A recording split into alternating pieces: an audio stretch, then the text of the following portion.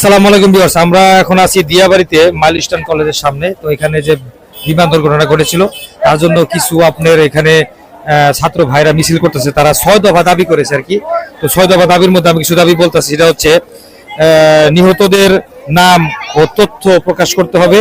দ্বিতীয় নাম্বার হচ্ছে আহতদের সম্পূর্ণ ও নির্ভুল তালিকা প্রকাশ করতে হবে। শিক্ষকদের গায়ে সেনাবাহিনী সদস্যদের হাত তোলা, এটা একটা জঘন্যতম অপরাধ, তা নিঃসন্দেহে ক্ষমা চাইতে হবে। 4 নাম্বার হইতেছে নিহতের প্রতিটি শিক্ষার্থী পরিবারকে বিমান বাহিনীর পক্ষ থেকে ক্ষতিপূরণ দিতে হবে। 5 নাম্বার, বিমান বাহিনীর ব্যবহৃত ঝুঁকিপূর্ণ ও পুরনো প্লেনগুলো বাতিল করে আধুনিক প্লেন চালু করতে হবে।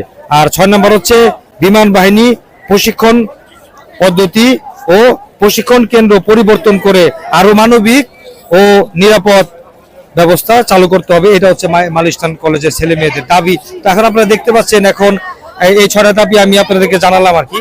তো তারা এটা উল্লেখ করেছে, তার জন্যই তারা কিন্তু আপনার আন্দোলন করতেছে। এখন আমরা কিন্তু সঠিক জানতে পারি না যে কত জন আসলে মারা গেছে আর কি। তো এখানে আমরা বিভিন্ন টিভি চ্যানেল দেখছি, ডিবিসি, তারপরে ওই বিটিভি এসেছে, বিটিভি সংবাদ প্রকাশ করছে, বিটিভি এসেছে, বিভিন্ন মানুষের কাছে জানার জন্য চেষ্টা করছে আসলে যে বিষয়টা আসলে কি।